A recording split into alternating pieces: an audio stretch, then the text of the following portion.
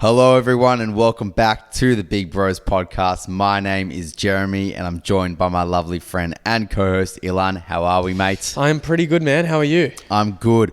This topic, we're passionate about this topic. This topic is all about the 5 key skills that you need to develop in your 20s if you want to level up, if you want to change your life, if you want to elevate yourself in pretty much every facet that you can possibly level up in.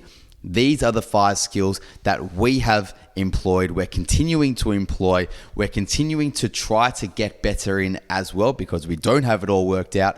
And that is the beauty of the Big Bros podcast as well, is we're doing this along the way, along our journey. So the first point, the first skill that you need to acquire to level up is your ability to live a healthy lifestyle, to get fit, to get in shape.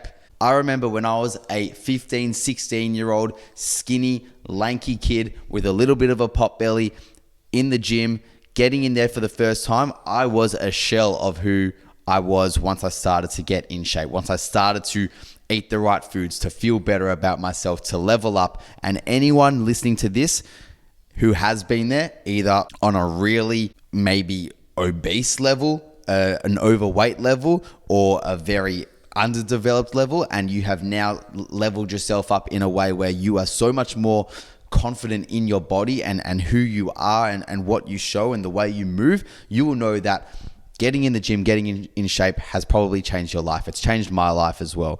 And it has, when I talk about transcending into other aspects of my life, it is the confidence in the way you hold yourself in a room, hold yourself in a crowd, talk to people, engage with people, try to ask for things with people.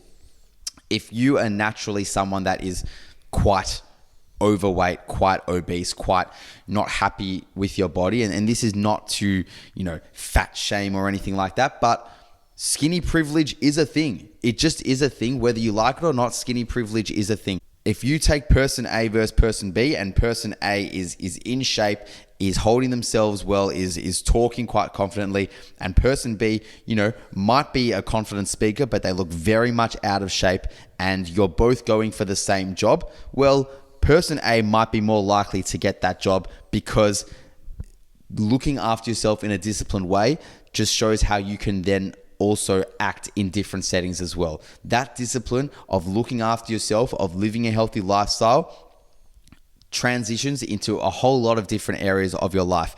And unfortunately, person B might be an unreal candidate as well, might be a great candidate for whatever that job is, or, even when it comes to relationships, if it's, trying to get the girl, get the guy, whatever it is.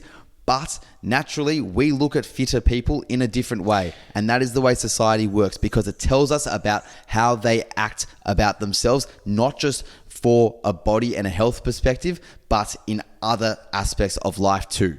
Yeah, you've kind of covered all the points as to why fitness and healthy living is important. One thing I'll say is, obviously, if you look good, you will feel better and you will move better, and your confidence will increase as a consequence of that. Another thing that it suggests is, like, if you've ever met a jacked person, or someone who's not necessarily jacked, but someone who's in really good physical shape, you automatically just assume that they're someone who is consistent, disciplined, and patient. And these are qualities that transcend outside of the gym and physical exercise, generally to other domains of life. So when you meet that person, you automatically view them in a higher light. Even if they aren't really a good person, maybe they're only fit, maybe they're only consistent, patient, and disciplined only within the physical health aspect of their life. But you don't actually think that when you first meet them. Our brains do this interesting thing where we kind of like to shortcut things. They're called heuristics, mental shortcuts, where we believe that if they're consistent and disciplined in this area, that must transcend to other aspects of life. So kind of using that job interview as an example, we can assume a lot about people based on how they look. Now, is that fair? Not really, but it is the reality, isn't it? The next one I wanted to talk about is communication and getting good at communication. This is a skill that I am working on every day. I am nowhere near perfect, but there are some things that I have noticed within myself in terms of how I communicate that has improved, that has improved how I speak to other people and how others treat me. The first thing is saying less. That is something I struggle with, as you can probably tell for anyone who's listened to our podcast. I can ramble. A podcaster saying that they speak less. Yes. Go figure. Well, less is more. Yeah. Right? I agree. And I think in a lot of cases for us, a big thing has also been removing filler words, fluff, ums, likes. If you can say your message in less words than needed, perfect. I also think if you really want to get good at it, there's this excellent communication coach online. I don't want to butcher his name, but Vin Yang, who I think is from Australia, and he gives really good practical tips and solutions on how to communicate better. For example, if you want to speak with conviction, do you speak with a tonality that goes like this? Because that communicates more curiosity. But if you want to sound more convicted and you want to sound more principled and more certain in what you're saying, you speak downwards with that tonality. So little things like that is something I'm trying to implement just to get better at the skill of communication. Another thing is non-verbal communication. 55% of how we communicate is communicated non-verbally. So that means how we communicate with our hands, our body language. Are we sitting upright? Are we slouched like I am currently right now? Are we confident in how we are presenting ourselves physically? Because a lot of people might listen to what we say, and whilst what we might say is confident, our body language isn't. So one of the tips Vin Gang says is sometimes it's a great idea just to get your phone, time yourself for 2 minutes speaking about a topic you're passionate about or that you can ramble on about. Then put your phone down so you don't see yourself, put the volume up, listen to the 2 minutes, notice how many filler words you say, notice the inflections in your voice, and whether they're appropriate, then turn your phone back up, turn off the volume, and just simply observe your body language. Note what you like, your posture, and so forth. Such an easy tool, such a realistic way to try to get better in this skill. And we know that this skill is going to transfer into every other aspect of your life as well, into how you go about your relationships, your friendships, and how you just interact with the everyday world. Random people, going for that job offer. If you're able to be a bit more convicted in what you say, to tell your story in a way that is more believable, in a way that you know what you're talking about, even if you don't know what you're talking about, but if you speak like a way in which you do know what you talk about, you use your body language to your advantage, you are more likely to score that job, to score that girl, to score that guy, to score that group of friends, whatever it is. If you can tell your story in a way that is more convicted and more believable, you will get that. It is amazing to think that so many people believe they can't change the way they speak. They can't change their way they communicate. They think that the way they communicate is just the way that they've been brought up, based on what they've heard, based on the way that they've always spoken, and they don't think that they can change that. What a load of horse crap. And we know that for ourselves firsthand.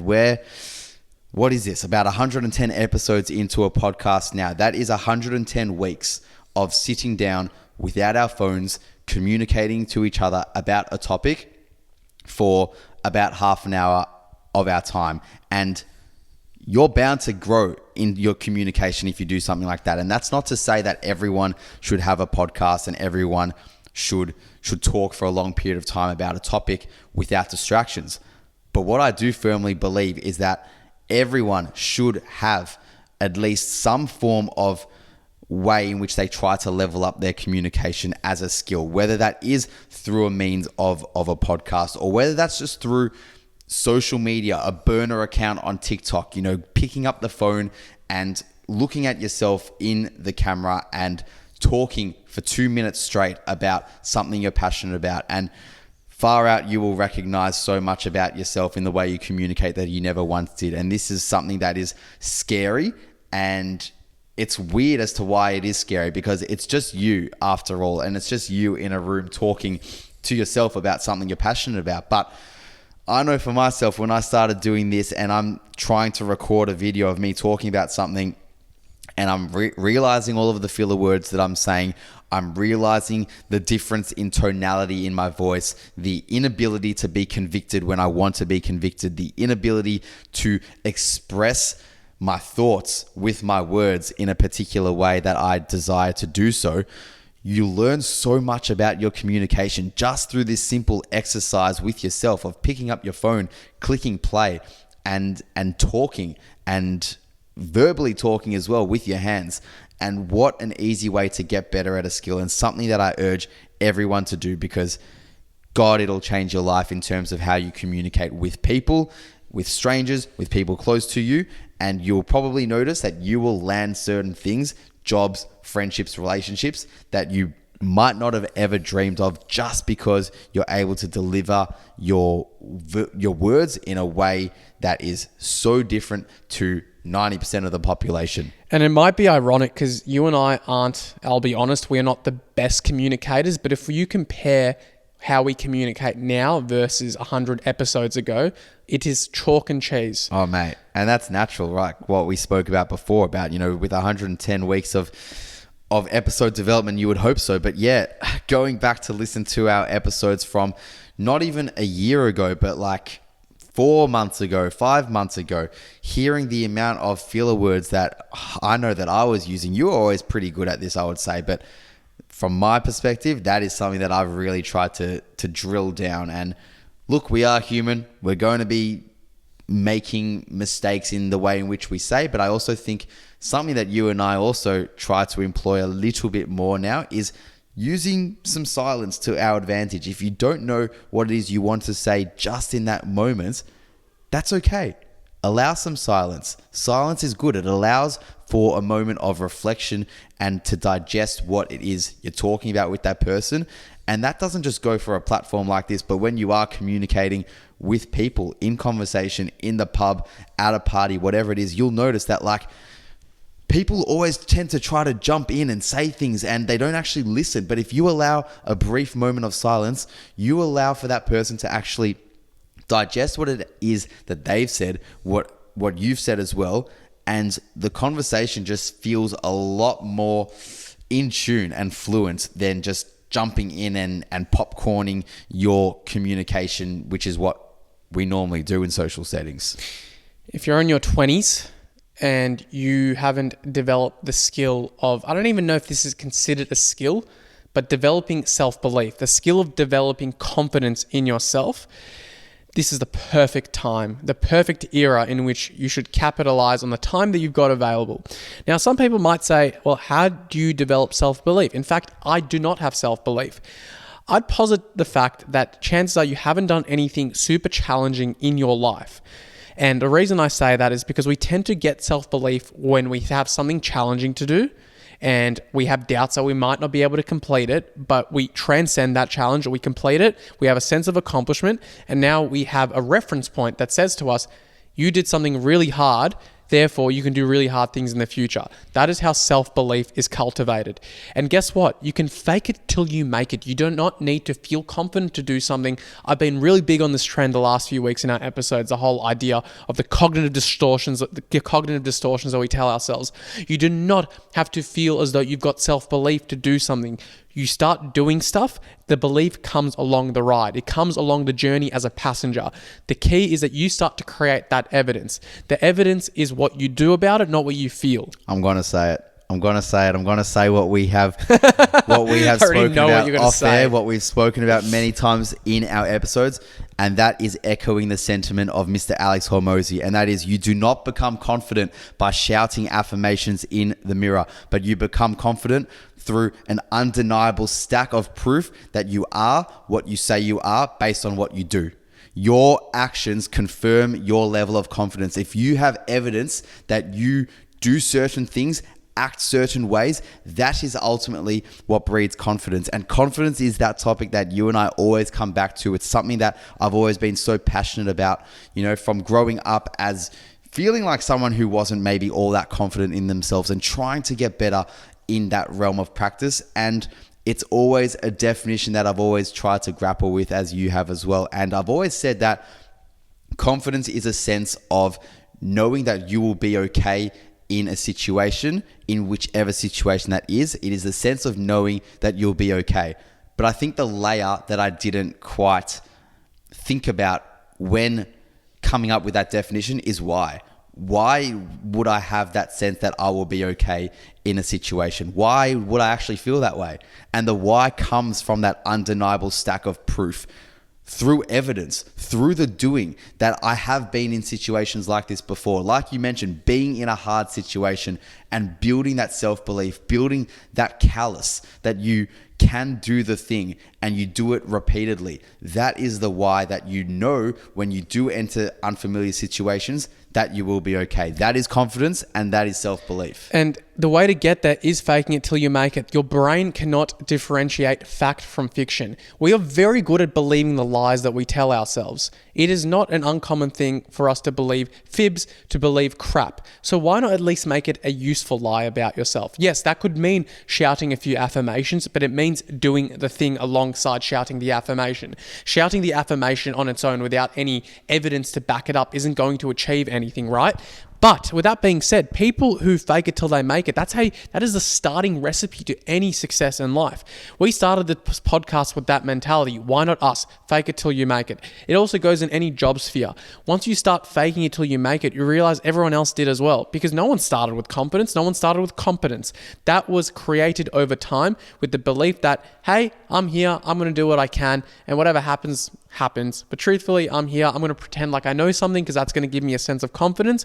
And when I feel confident, I'm more willing to do stuff and more willing to take feedback on, more willing to try new things. And guess what? That cycle starts to repeat itself. Your brain starts to think, oh, you're accomplishing stuff. So it becomes a bit of a self-fulfilling prophecy as well. And we know the data says that if you start labeling yourself in a certain way, your behaviors will likely become more aligned with that label that you've ascribed yourself to. So if you start telling yourself that you're a confident person before you go chat up that girl at the bar, guess what? The way you walk up to her will be way more confident than if you told yourself, I'm a loser, I'm a failure. Why would that girl not want to talk to me? Words have insane and tremendous impact. So why not tell yourself a lie? And I say lie in quotation points because we can generally believe the lies that we tell ourselves. Make it a good one. Make it a good one. Point number 4. The number 4 skill that we think that you need to develop in your 20s is becoming known. And this means getting a good network. Your network is your net worth. When it comes to your friends, when it comes to the relationships you build, when it comes to getting into the room of the people that you want to be in, when it comes to building a sense of community, your network is your net worth. As humans, we're designed to be communicative people. We're designed to be in groups. If you look back into tribal settings, into evolutionary psychology, we have always gathered in groups, in communities, and it brings a sense of joy. It brings sense of happiness. It brings fulfillment to life. It maximizes our fucking survival, first of all. Absolutely, it does. And if you're just willing to be a recluse, to be completely isolatory from people, from life in general, from community, it's not going to feel that fulfilling. And that is a dangerous mindset to get in if you're just comfortable with the couple of friends that you have, and you think, well, I've got these couple of friends and they treat me well and that's all I need. I still think that's a bit of a dangerous scenario to be in, because wouldn't you want to grow as a person? Wouldn't you want to level up in different settings? And ultimately, being known in a community is going to allow you to experience opportunities that you might not have ever dreamed of experiencing, just by getting your room and your name in the room, rather, your body in the room and your foot in the door into different settings. God knows what you might open yourself up to, the opportunities that you might have. And what an exciting mindset to have, to do those things in life. Life is so fucking short. We're all going to die one day. So why wouldn't you want to try new things and get yourself into environments that are going to make you level up potentially and expose you to things that you might not have ever dreamed of? And evolutionarily, it was important, but even nowadays, it's so crucial. Say you lost your job and you didn't have a network behind you. But let's say you lost your job and you had a really, really good network. you could potentially call someone and say, hey, this has happened to me. Do you have any opportunities? Or can you point me in the right direction of someone that might be able to give me an opportunity? Your chances of getting a new job or whatever has just exponentially skyrocketed, right? Because you've got someone to fall back on. You've got a community. And I think we sometimes forget and think that, networking is not that important. Like, it's just a matter of, you're just seeking status at that case. Status is the consequence that you gain by being known in your community, and that's great. But the reasons of why you want to have a good network transcends all of those things about status. It has everything to do with the fact that it'll help you in life, especially occupationally. It'll help you if you want to find a partner. Number one, if you're known by people like that. People find it attractive, especially if you're known in a good light. Especially if it's like, I know that person from this community, from this town, from this city. They are a really respectful person. Automatically, you've just been almost kind of shortlisted as a good candidate, not necessarily as a partner, but as a human being who's a productive member of society. And that is so bloody crucial. Quickly, one thing I will say, it is very scary though to put yourself out there. And maybe you do want to network. I think most people do. But I think they're scared. They're scared to go to events, networking events. And you don't need to go to specific occupational networking events. You can literally join a run club, a walking club, where like-minded people are there. And guess what? If you don't want to talk about yourself, most people appreciate if you just ask questions about them. Exactly. And that's why the run clubs have taken off, and they get bashed and crashed a lot of the times because people think, just another run club, just another means to try to date and find a partner. But yeah, if that's what it's breeding, fucking fantastic. What a great way to meet people and to try to find someone that is like-minded to you, because that's all it is. It is a space that breeds a sense of belonging, a sense of like-minded people getting together in something that they're most interested in. And what a great way to find a partner. If you are in a space where you already know that you've got a sense of belonging, you've already got a likeliness and an ability to do something together that you both enjoy. Run clubs are great. Gym classes are great. Whether it's something rogue, like you guys like, I don't know, capturing videos of trains. I'm sure there's something that exists out there. I'll join. I love a good train spotting. I'm sure there's something that exists out there where there's a Facebook group that talks about those things. So it links to finding your hobbies and your passions as well. But if you can do that and you can become known in your circles, that is ultimately a way, like you mentioned, not just to succeed in an occupation and to hopefully land a job because you've got good rapport and a reputation amongst people, but to land someone that you might not have ever dreamed of landing in terms of a romantic partner, because people want to be with someone that is highly regarded. If you're someone that is not known, that you don't really have a reputation of being a active member of your community, of your society, not knowing whether you've got many friends, why would someone want to be with someone like that? It's all good and well to be with someone that is nice, that is caring, that is compassionate, but a lot of those qualities can exist for someone that is known in their community and that has a sense of belonging and a sense of wanting to better an environment as well. And that is one of the most attractive qualities in someone. If you do ask women what they want to find in a guy, a lot of them will say they want to be with someone that has this sense of status, this sense of drive, this sense of determination to go out and to achieve. And that is relatively known and found amongst someone within a good network of people. Hey, I'm really passionate about this actual point because I know for a fact, and you know for a fact, that there is a loneliness epidemic going on worldwide, and I think specifically in Australia. And we know that the impacts of loneliness, one day of perceived loneliness equates to smoking a pack of cigarettes or thereabouts in terms of the effects it can have on certain health markers. So a sense of belonging and finding your people isn't a luxury, it's a necessity for healthy living. And Absolutely. We know that from the research.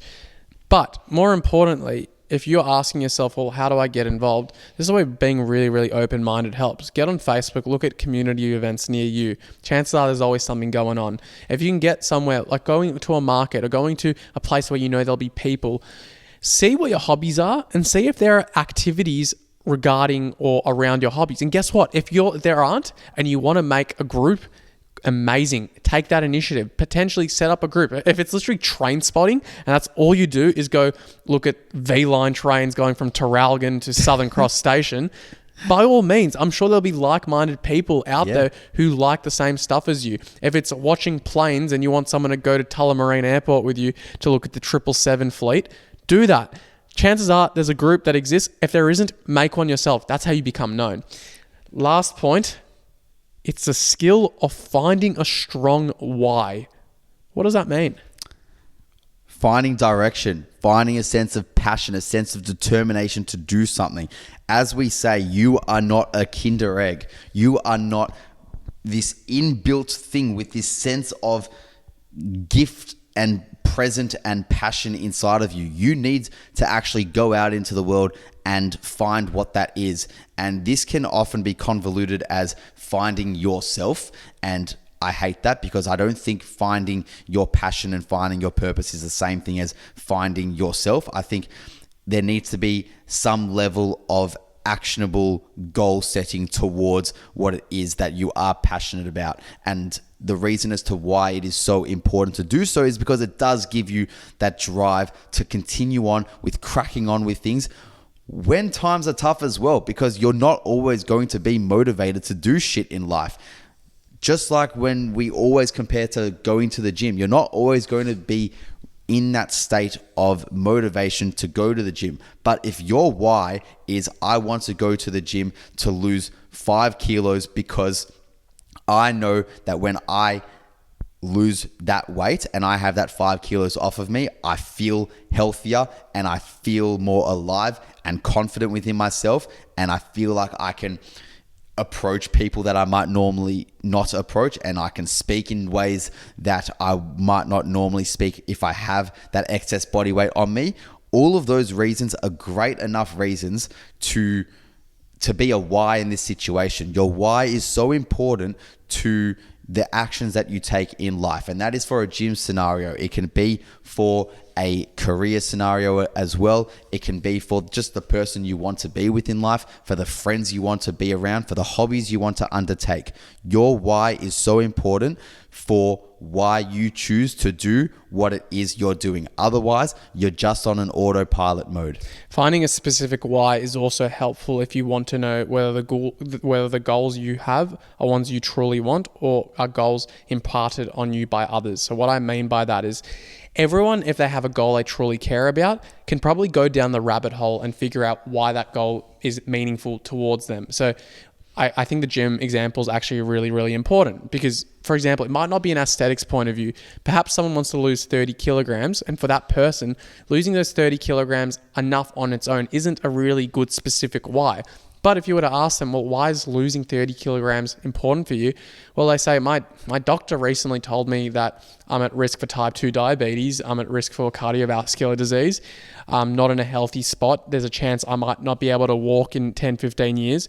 And I'm scared that if I don't lose this 30 kilograms of excess weight that I have on me, I might need to use a walker to walk down my son or daughter down the aisle when they get married. And that's a very specific example, but that's the lengths that you might have to actually go to explain and rationalize why a certain goal you have is meaningful to you. So if you struggle to go and come up with the depth and reasoning that I, for example, just came to, chances are the goal that you have is one that you don't either care about, or B, is a goal that has been imparted on you by either society or by people or by parents or whatever. It's not a goal you truly care about. Yeah, and this isn't to say that you need to have intention and conviction and purpose to everything you do in life, because I think it's also important to just go with the flow with certain things, not take life seriously. I don't like taking life too seriously at all. But when it comes to the tree trunk things as to why you want to do what it is you're doing in life, the big foundational things that are important to you, and I say that is, your career, your relationships, the settings that you surround yourself in, your values, those big tree trunk foundational things.